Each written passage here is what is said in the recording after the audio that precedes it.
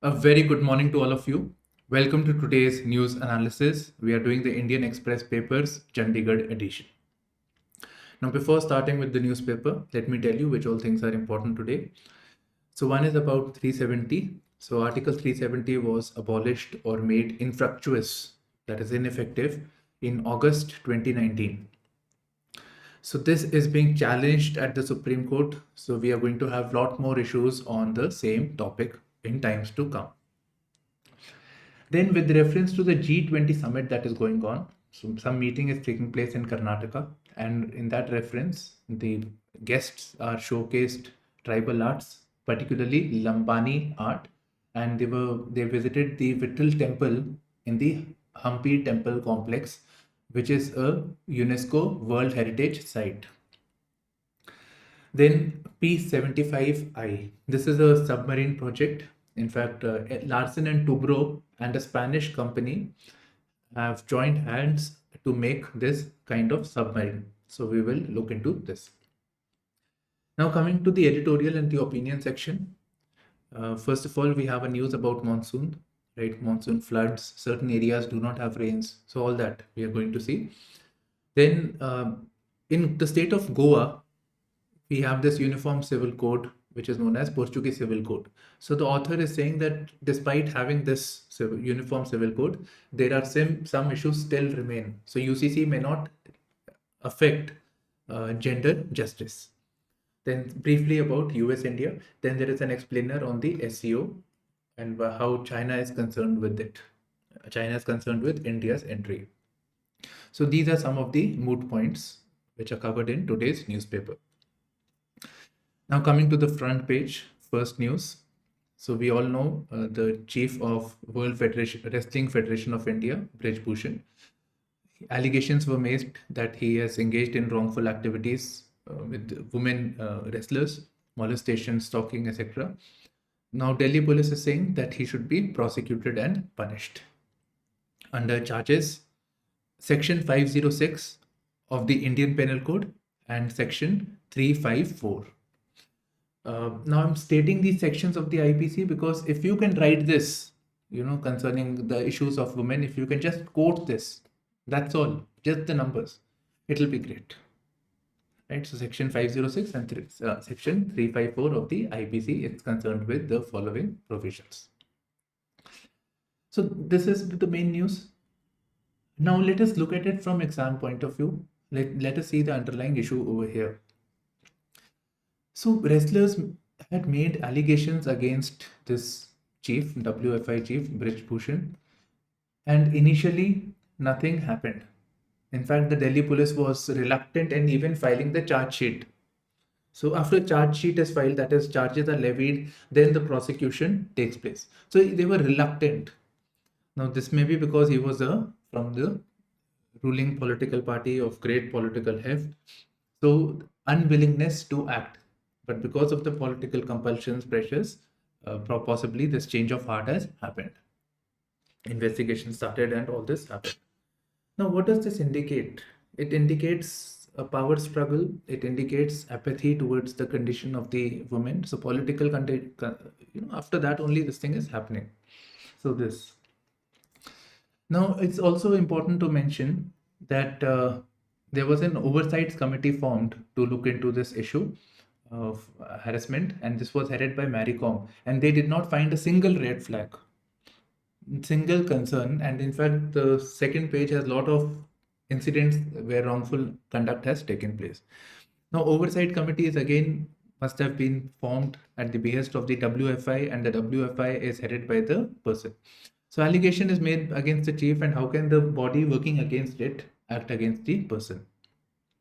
So you can see some contradictions also, that we cannot have objectivity in investigation when the top person or the senior management is accused of.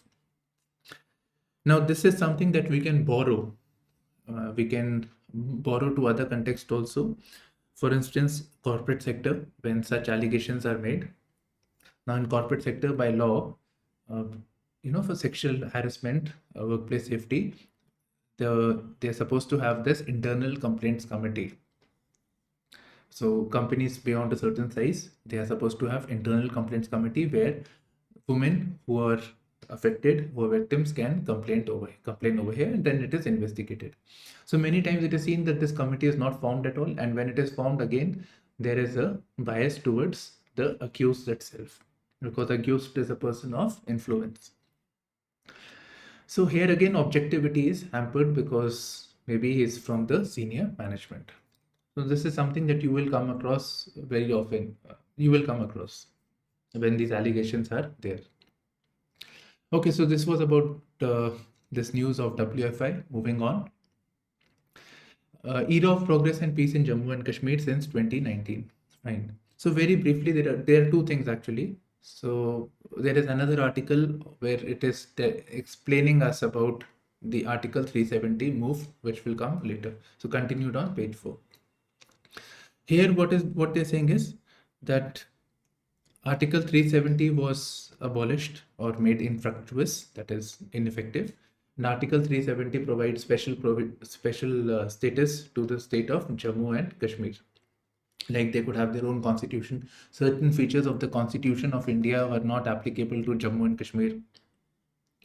Then there were reservations on acquiring land for outsiders. So Article 370 was abolished. Right. So Article 370 was abolished, and this is being challenged at the Supreme Court. So the government over here is merely defending itself. Moving on, SEBI, which is the regulator for stock markets, says that it has tightened FPI regulation, foreign portfolio investment regulations, that is money coming from abroad. But tax havens pose a global challenge. Now one must think, why is the SEBI concerned about investments or foreign portfolio investments coming to India? Why would SEBI be concerned? It is good for the economy. More money is coming into the country. Let it come. So here I have just jotted down some of the concerns over here. So basic issue with FPIs or any money coming from abroad is that there is a lot of non-transparency as to who is putting their money into the Indian stock market. So there is non-disclosure, right? So that is the problem. So what SEBI wants to do is that there should be proper disclosure of the identity of the investors. Now, with reference to the FPIs, you can read about the P notes, also known as participatory notes. It is one of the instruments by which foreigners can invest into the Indian markets. And it again provides for non-disclosure of the identity of the investor. So this is a problem. Now the problem is, identity should not be an issue, but the problem arises is that many a times this instrument of stock market is used for money laundering and round tripping of black money. So you can imagine there are people who have black money. They park their money elsewhere in, let's say, a low tax country, in a tax haven. So they park their money elsewhere, and from there the money is rerouted. It is rerouted into the Indian economy by means of stocks. It is also in means of real estate, etc. So here we are only concerned with the stocks. So with stock market, these stocks can be sold and the money will come into the account of the concerned person whose black money was there. So black money becomes white money. This activity is known as round tripping of black money, and overall it is money laundering. Black money is made white. Okay, so money laundering. So that is one issue. Second is insider trading. It can be, insider trading is banned. So use of this means round tripping could be used to engage in insider trading. Then manipulation of stock market can also take place in similar manner. That is pushing the prices of one stock, selling it, whatever. So for profit activities. So this again results in loss of the retail investors. Me and you, small time investors, may face loss because of this. Okay, so these are the basic things why SEBI is looking into this matter. Otherwise, there is no issue as to who's investing or whatever. That's not a problem. The problem is this. Next is concern over minors booked under POCSO, Protection of Children from Sexual Offences Act. Okay, so we have the 22nd Law Commission. Law Commission's work is to basically see what reforms can be done to the existing laws, and what new laws are required. So one of the issues with Law Commission is that the age of consent should be lowered from 18 years to maybe 16 years. So should this age be lowered, as we do witness adolescent sex? Now age, below this is many a times deemed as a sexual offense, and therefore minors are booked under this. So should it be lowered? So that is what they are looking at. Now Law Commission has opinionated that it should not be lowered. It should be 18 years only, and rather there should be awareness measures on adolescent healthcare. Sex education should be made mandatory, and the teaching the basics of the Consent under Protection of Children from Sexual Offences Act. Fine, so this is it. Next we have Foxconn. Foxconn is a company that manufactures most of our mobile phones. So Foxconn and Vedanta Mining Company, they said that they will have a joint venture, and this was done under with the Gujarat state. So Gujarat state and Foxconn and Vedanta signed a memorandum of understanding that both these companies will form a joint venture and invest in Gujarat. Now naturally, we will get electronics manufacturing in the country, good for our economy, all that. So there is some disagreement between the two entities, and so both are parting their ways. So joint venture is off. Foxconn may may go solo. It may invest into India without the help of Vedanta. Whereas Vedanta chief is saying that they have another partner with which they can manufacture whatever, mobiles, electronics, whatever.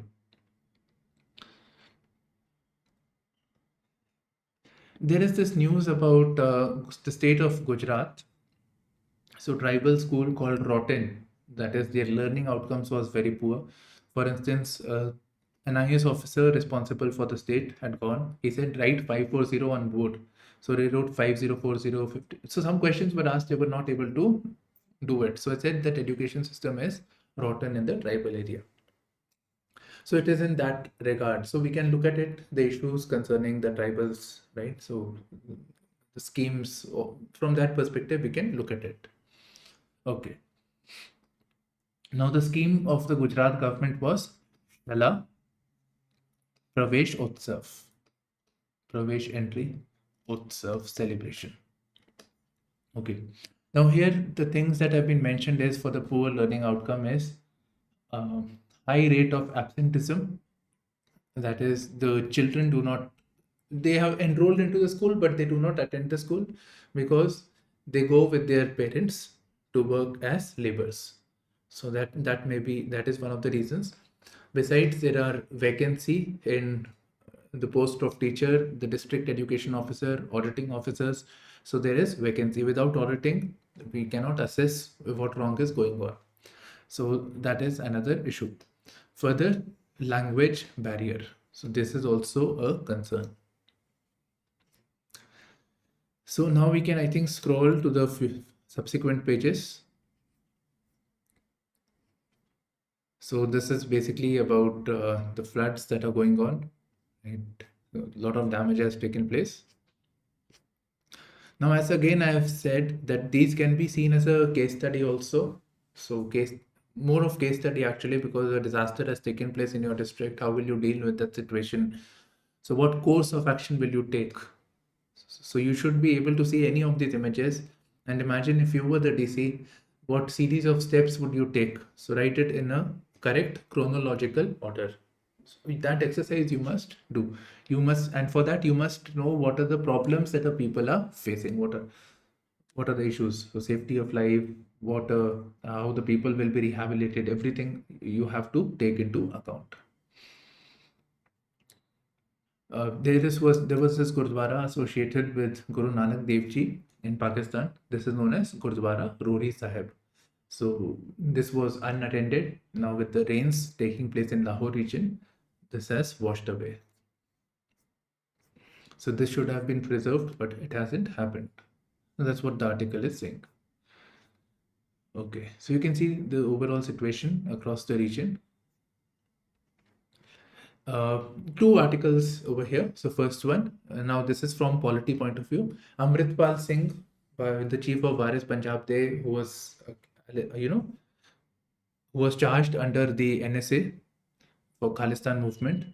So he got himself arrested in the city of Amritsar. Okay. Now he's saying that he's not getting the lawyer of his choice, right? So he's not getting this. So he's saying that Article 22, now this is polity, Article 22, that under this, they should be having the choice of having the lawyer of their own choice. So this we should see. So this is Article 22 over here. So it is protection against arrest and detention in certain cases.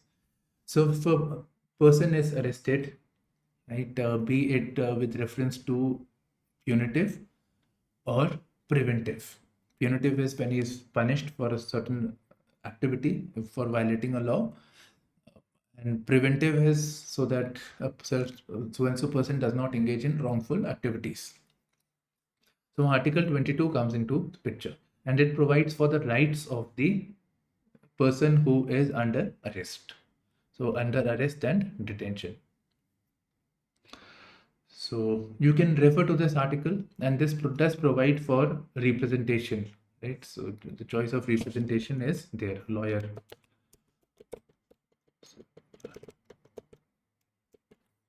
So afford him the earliest opportunity of making a representation against the order. So they're saying that they are not getting the lawyer of their own choice.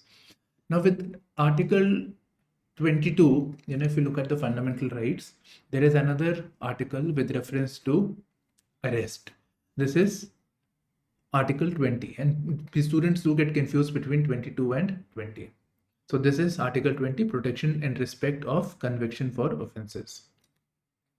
So it basically says that a person can be punished for only for the law that was there during that point of time. If a law was made later, but the crime is done earlier, so that punishment cannot be given. No person can be prosecuted and punished for the same offense more than once, and no person can be compelled to be a witness against himself, right? So this is Article 20. So yes, so 22 and 20. Manipur government, this is basically a chart of the deaths, district-wise distribution is given. So yeah, so very quickly we can revisit this. This is the state of Manipur. This is the Meitei population, the plain region. To the southern side and somewhere over here is the Kuki Hills, and to the north is the Naga Hills. Naga, Kuki to the south, and it surrounds the Meitei region. So around the hill and the valley region at the junction, more violence has taken place. So we're just scrolling. Yes, Project 75I, Peace 75I. L&T signs pact with Spain firm Navantia to build Navy submarines. This is done under Project 75I. Project 75, of course, I means India. So 18 submarines were to be made under this, which was to be done in such a way that there is an Indian partner collaborating with the foreign player, foreign defense company. So in this case, Larsen and Toubro with the Spanish company Navantia. So they will be making this submarine. So 18 submarines were to be made, and these submarines are not nuclear submarines, but they are diesel electric submarines. That is, they will be powered by a diesel engine. This will convert this energy into electricity, then it will power the submarine. So diesel electric submarine based on air independent propulsion. Submarines are there, submarines are beneath the water, right? So for the engine to work, it should be able to work without the air. So air independent propulsion, so that it can be underwater for a longer period of time. So it provides greater stealth capabilities. Okay, so I hope this thing is clear. P-75 diesel electric based on air independent propulsion. 18 submarines to be made. So one of them is with the support of Larsen and Toubro and the Spanish company. Okay, so this has happened. There are other initiatives also. For instance, previously we had Mazagaw dock shipyards with Germany's I don't know how to pronounce this. So Germany's company. So they were also making submarines under Project 75I. So there can be multiple players who are providing submarine under this. Right. So that is it. Now the idea is to collaborate between India and another Indian company and other is that we get the know-how of manufacturing submarine, we get the technology as well. So we should not just be importing but also make in India. So this is Project 75 India, right? So everything is given over here. I have told you the main points. So these are the partnerships that are going on. And prior to Project 75 India, there was Project 75. This was between India and France. And they made, again, diesel electric submarines. They made the Scorpion class submarine. And Scorpion class submarine, which is of French origin, in India it is known as Cavalry class submarine. It is a diesel electric attack submarine based on air independent propulsion. Okay, so this was Project 75 or P75. At G20 meet, Guinea's effort to shine light on Karnataka's Lambani Craft. So let's look at this. This is a tribal art form. So this is the Lambani Craft. All these over here are Lambani Craft. And Lambani Craft, where is it? It is in Karnataka. So these are the things that we need to know. So Lambani embroidery craft is basically an embroidery art. It is an embroidery characterized by colorful threads, mirror work, and stitch patterns. Fine, here again you can see. So it is practiced in several villages like Sandur, Keritanda, all these over here, mentioned over here. And in this, even pieces of discarded fabric are used to create a beautiful fabric. Fine, so this is it. Now this tradition of Lambani is shared by other regions also like Eastern Europe, West and Central Asia. Okay, I hope this thing is clear, and if this statement is asked in a question, normally I'll expect it to be in the question form, in a statement form. So few statements are given and you have to identify the correct answer. Which of the following statements are correct? Now this delegation also visited the Vijay Vittal temple and the Yeduru Basvana complex of the Hampi group of monuments, a UNESCO World Heritage Site. Right, so this is the Vittal temple developed by King Devraya, the Vijayanagar dynasty. So yeah, and Hampi group of temples again associated with the same. So that's it. Now we come to the editorial page. Amid the downpour, this one is on the monsoon. So after delayed monsoons came late, monsoon has picked up, right? Picked up in such a way that we are all flooded at the moment. So, but worries about skewed spatial distribution, dry spells remain. So let's just focus from here. I have jotted down the important points from the article over here. So we'll just remain here only. Stay focused here. So this is the map of India. So we are seeing more rains in the northern part of India, and the monsoons were delayed. They came late. Okay, but there was heavy rainfall, heavy downpour, and it affected the infrastructure also. So north we are seeing heavy rainfall in this mid-July month, while in the southern region the eastern side, Maharashtra and the south remain in the red zone. That is, less rains have taken place. Now, cotton, onion, right? So all this cultivation is taking place over here. So this will get affected. Ultimately, it will push in the food inflation. Okay, so that's a problem. Now, the World Meteorological Organization, one of the agencies of the UN, they have declared this year as an El Nino year. El Nino year means the monsoon is weakened. So El Nino has been declared since mid-July. So that means the effect of the rains will the effect on the monsoon will come afterwards, maybe next month. So this may lead to a weaker rainy season during the subsequent part. So now it is fine for the farmers. In fact, now also there was a news that the villages are getting flooded now. But till the present, it was fine. But we need rains for a longer duration of time. And we need it to be spread over the entire region. So for the betterment of the farmer. So not just for the sowing part, but also for the growth of roots, stem, leaves, we need continuous flow of water. So this may affect the food security if the monsoons are affected in the later part. So that is the basic issue. Now, two things that are of great concern. This is a Kharif season. So rice cultivation and pulse cultivation. Again, pulses become very, very expensive. So these are the two things that we need to be concerned about at the moment. This is about the stock market. It's just that I was interested in reading it. So basically, foreign portfolio investments are coming into the India.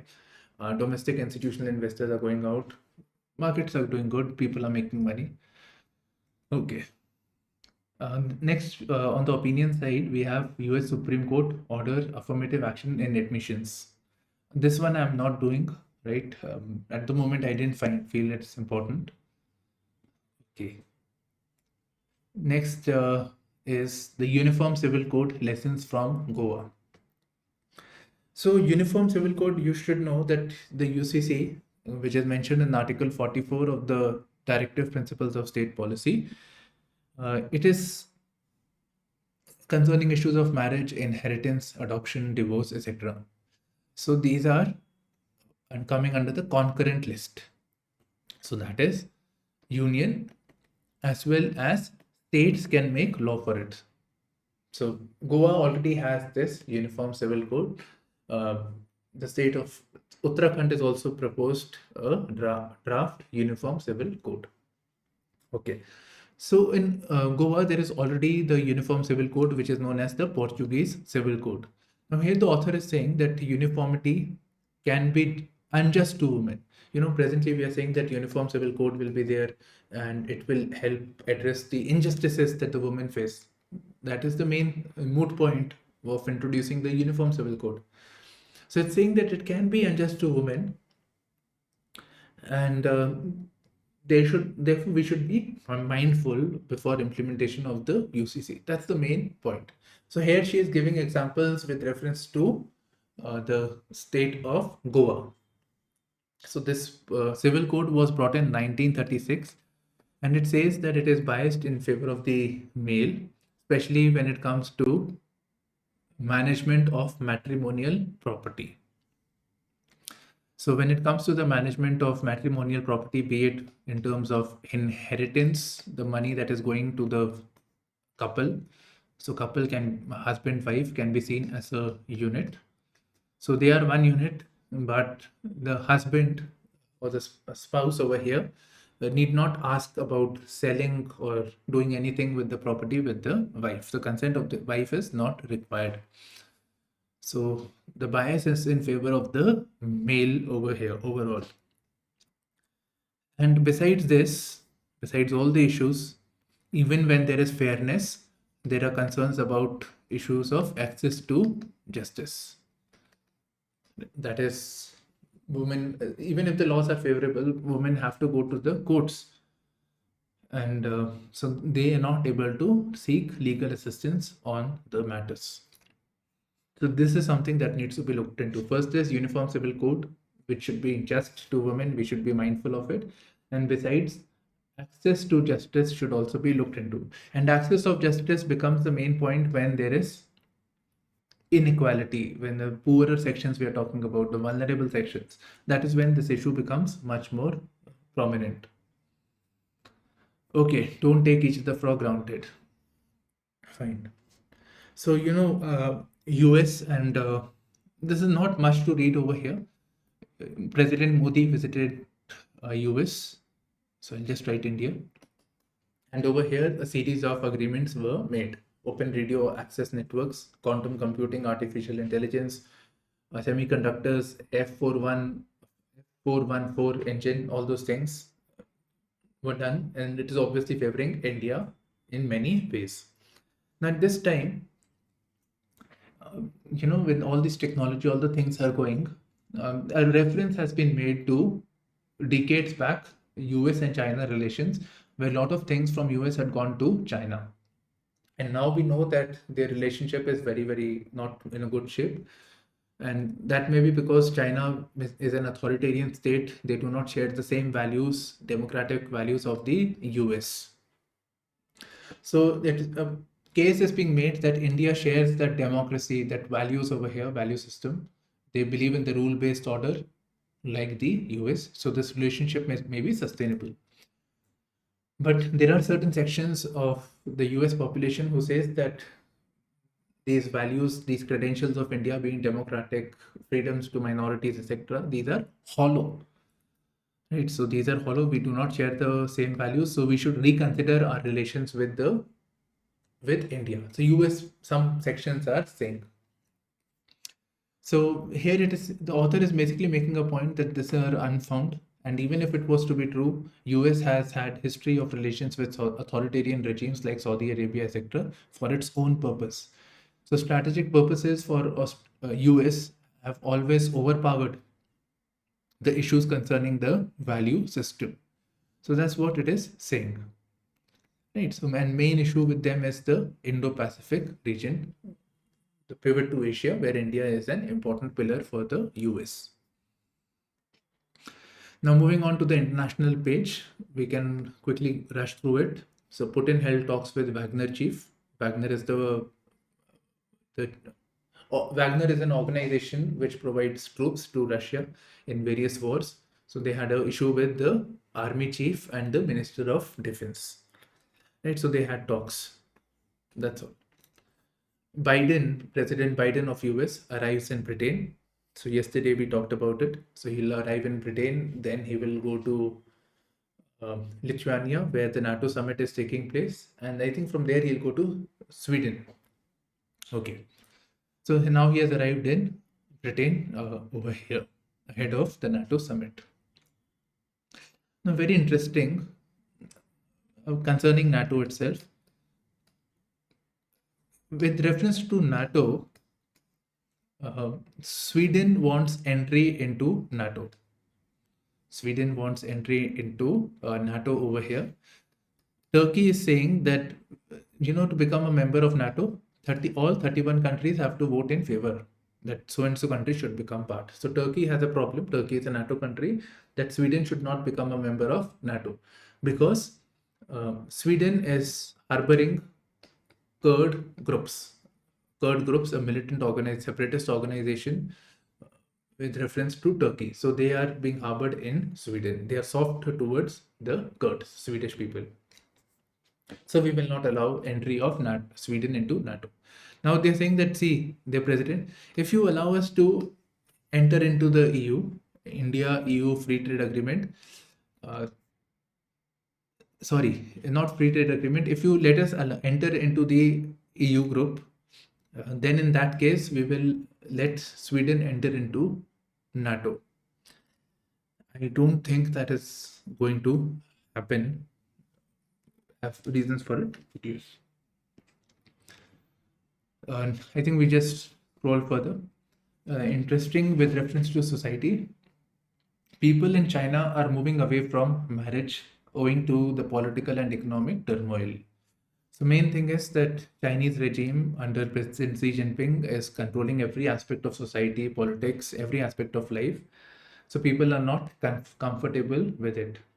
Besides this, one example was the COVID loss, and because of that, there have been layoffs, loss in jobs, etc., economic insecurity.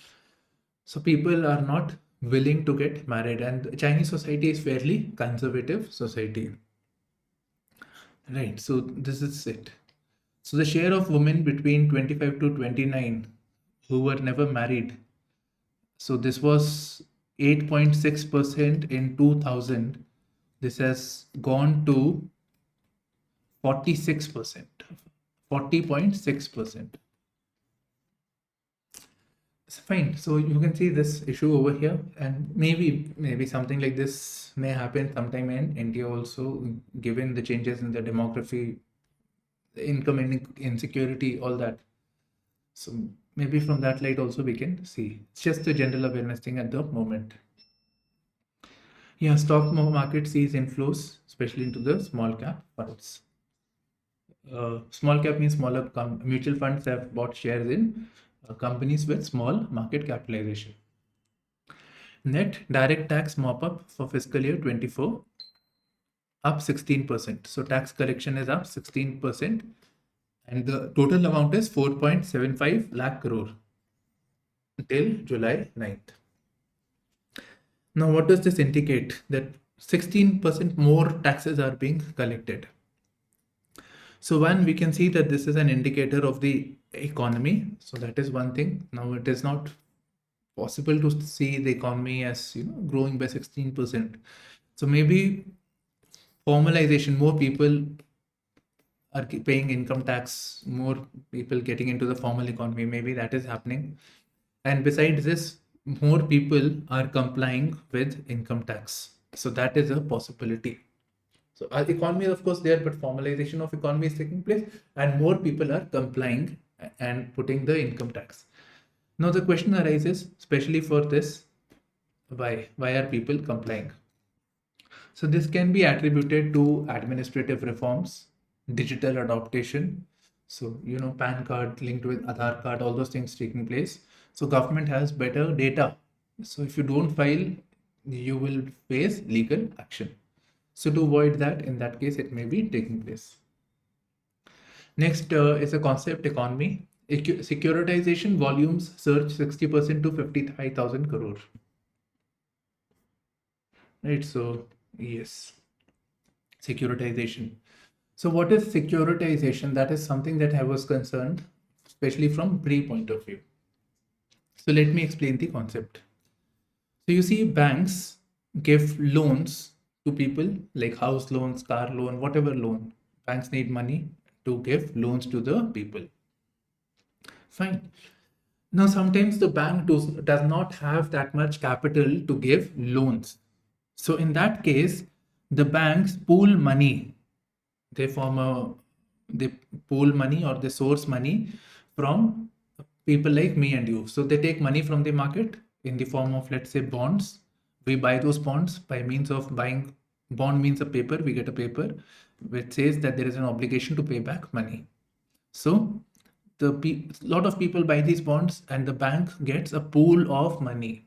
From there, the banks get it. The banks give this money as loans. So this process is known as securitization. So securitization pools assets and repackages them into interest-bearing securities. So people who have bought this bond will get returns, interest, right? The banks get interest from here, high rate of interest, and part of it is given by banks to the investors. Simple. Moving forward, challenge to the J&K order.